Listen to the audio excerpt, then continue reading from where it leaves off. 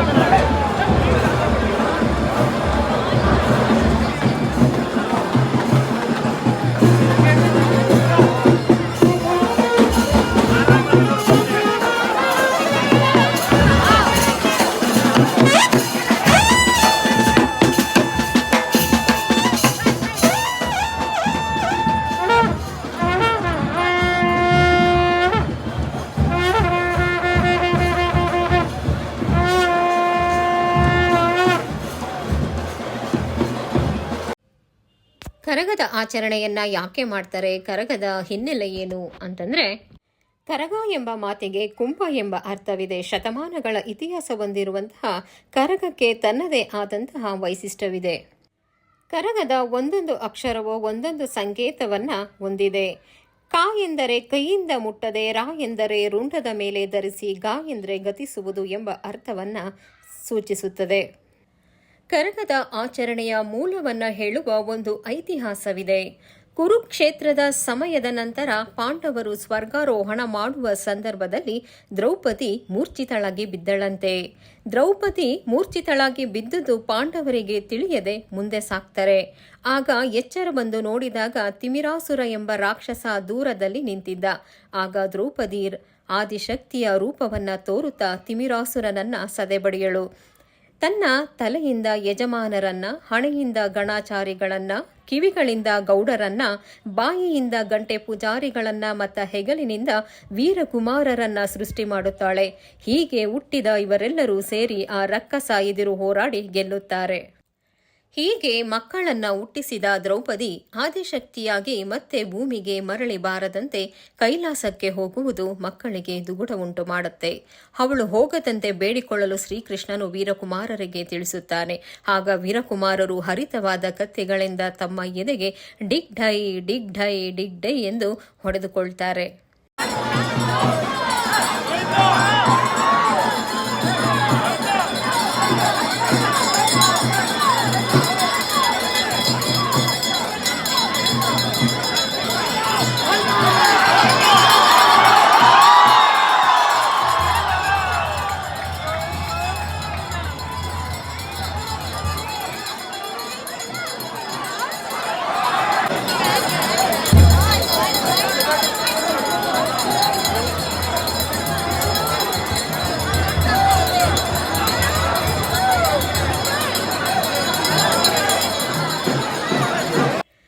ಕುಮಾರರು ತಾಯಿಯಲ್ಲಿ ನಮಗೆ ನೀನಲ್ಲದೆ ಇನ್ಯಾರು ದಿಕ್ಕು ಹೋಗದಿರು ಎಂದು ಅಳುತ್ತಾ ಕೇಳಿಕೊಳ್ಳಲು ದ್ರೌಪದಿ ಮರುಕಳಾಗಿ ಪ್ರತಿ ವರ್ಷವೂ 3 ದಿನ ಭೂಮಿಗೆ ಬಂದು ಮಕ್ಕಳೊಂದಿಗೆ ನೆಲೆಸುವುದಾಗಿ ಮಕ್ಕಳಿಗೆ ಮಾತನ್ನ ಕೊಡ್ತಾಳೆ. ಅದರ ನೆನಪಿಗೆ ಇವತ್ತಿಗೂ ಕೂಡ ಹಸಿ ಕರ್ಗ ಹಾಗೆ ಹೂವಿನ ಕರ್ಗ ಆ ಎಲ್ಲ ಜಾಗಗಳಲ್ಲಿ ನಡೆಯುತ್ತೆ. ಆ ಮೂಲ ಜಾಗ ಬಂದು ತಿಗಳರಪೇಟೆಯಲ್ಲಿರುವಂತಹ ಶ್ರೀ ಧರ್ಮರಾಯ ಸ್ವಾಮಿ ದೇವಸ್ಥಾನದಲ್ಲಿ ಇವತ್ತಿಗೂ ಕೂಡ ಚೈತ್ರ ಪೌರ್ಣಮಿಯ ದಿನದಂದು ಕರಗದ ಆಚರಣೆಗಳನ್ನು ಶ್ರದ್ಧಾ ಭಕ್ತಿಯಿಂದ ಆಚರಿಸಿಕೊಂಡು ಬರ್ತಾ ಇದ್ದಾರೆ. ಆ್ಯಂಡ್ ಇವಾಗ ನಾನು ಅಮಿತು ಇಬ್ಬರು ಕೂಡ ದೇವಸ್ಥಾನದ ಮುಂಭಾಗದಲ್ಲಿ ಕರಗವನ್ನು ನೋಡಿದ ತಕ್ಷಣ ಅಮ್ಮನ ದರ್ಶನವಾಗಿದ್ದ ತಕ್ಷಣ ಸೀದಾ ಕೋಟೆ ಹತ್ರ ಬಂದ್ವಿ, 7 ಸುತ್ತಿನ ಕೋಟೆ ಹತ್ರ.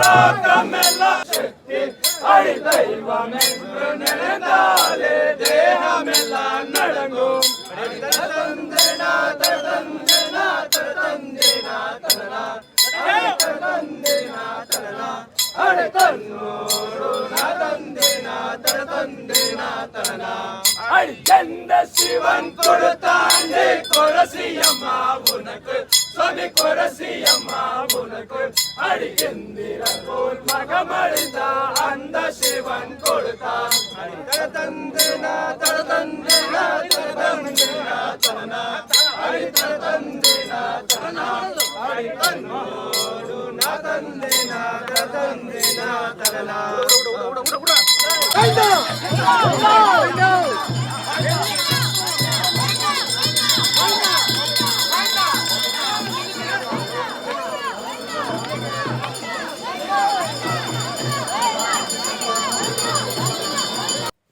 ಏಳು ಸುತ್ತಿನ ಕೋಟೆಯಿಂದ ಸೀದಾ ನಮ್ಮ ಬೆಳ್ಳಂಡೂರಿನ 10th ಕ್ರಾಸ್ ಬಳಿ ಬಂದ್ವಿ. ಅಷ್ಟೊತ್ತಿಗೆ ನಮ್ಮ ಮನೆ ಮುಂದೆ ಎಲ್ಲನೂ ರಂಗೋಲಿಗಳನ್ನೆಲ್ಲ ಹಾಕಿ ರೆಡಿ ಮಾಡಿಟ್ಟಿದ್ರು. ಆ ಕಡೆಯಿಂದ ಕರ್ಗ ಬರ್ತಾ ಇದೆ ನೋಡಿ.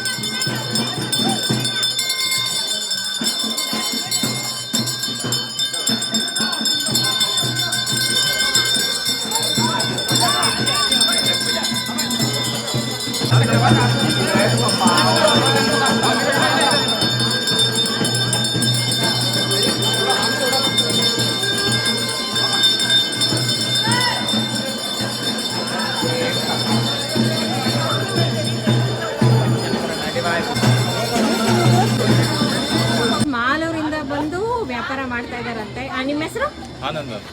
ಆನಂದ್ ಅಂದ್ಬಿಟ್ಟು ಪಾಪ ನನ್ನ ಇನ್ಸ್ಟಾಗ್ರಾಮ್ ಚಾನಲ್ಲು ಆ್ಯಂಡ್ ಯೂಟ್ಯೂಬೆಲ್ಲ ನೋಡ್ತಾರಂತೆ. And thank you so much ಅಣ್ಣ. ಎಲ್ಲ ಕಡೆ ಓಡಾಡಿ ನೋಡ್ತಾ ಸೀದಾ ಪಲ್ಲಕ್ಕಿಗಳ ಕಡೆ ಬಂದ್ವಿ. ಆ್ಯಂಡ್ ಎಲ್ಲ ಪಲ್ಲಕ್ಕಿಗಳನ್ನು ನೋಡ್ತಾ ವಿಡಿಯೋವನ್ನು ಮಾಡ್ತಾ ಜನ ಕೂಡ ಅಲ್ಲಲ್ಲೇ ಸಿಕ್ಕಿ ಈ ಬಾರಿ ಜಾತ್ರೆಯಲ್ಲಂತೂ ಫುಲ್ ಖುಷಿನೇ ಆಗೋಯ್ತು ನನಗೆ. ಎಲ್ಲ ಮಾತಾಡಿಸ್ತಾ ಇದ್ರು, ನೀವೇ ತಾನೇ ರೂಪಕ್ಷತ್ರಿ ಅಂತ ಹೇಳಿ. ಆ್ಯಂಡ್ ನೋಡಿ ಅಮ್ಮ ಇಲ್ಲಿಗೂ ಕೂಡ ಬಂದಿದ್ದಾರೆ ಗಣೇಶ ದೇವಸ್ಥಾನದ ಹತ್ರ. ಈ ಬಾರಿ ನಮ್ಮ ಬೆಳ್ಳಂಡೂರಿನ ಹೂವಿನ ಕರಗ ಅದ್ದೂರಿಯಾಗಿ ಸಕ್ಸಸ್ಫುಲ್ಲಾಗಿ ಕಂಪ್ಲೀಟ್ ಆಯಿತು. ನಿಮ್ಮ ಎಲ್ಲ ಪ್ರೀತಿಗೆ ಚಿರಋಣಿ ನಾನು. ಬಹಳ ಖುಷಿ ಆಗ್ತಾ ಇದೆ ನನಗೆ. ಆ್ಯಂಡ್ ಇದೇ ಪ್ರೀತಿನ ಯೂಟ್ಯೂಬಲ್ಲೂ ಕೂಡ ತೋರಿಸಿ ಆ್ಯಂಡ್ ಡೀಟೇಲ್ ಆದ ವಿಡಿಯೋವನ್ನು ಯೂಟ್ಯೂಬಲ್ಲಿ ಹಾಕಿರ್ತೀನಿ. ಇಲ್ಲಿಗೆ ಈ ವ್ಲಾಗ್ನ ಎಂಡ್ ಮಾಡ್ತಾ ಇದ್ದೀನಿ. ಆ್ಯಂಡ್ ದಯವಿಟ್ಟು ಎಲ್ಲರೂ ಕೂಡ ಸಬ್ಸ್ಕ್ರೈಬ್ ಮಾಡಿ. ಧನ್ಯವಾದಗಳು.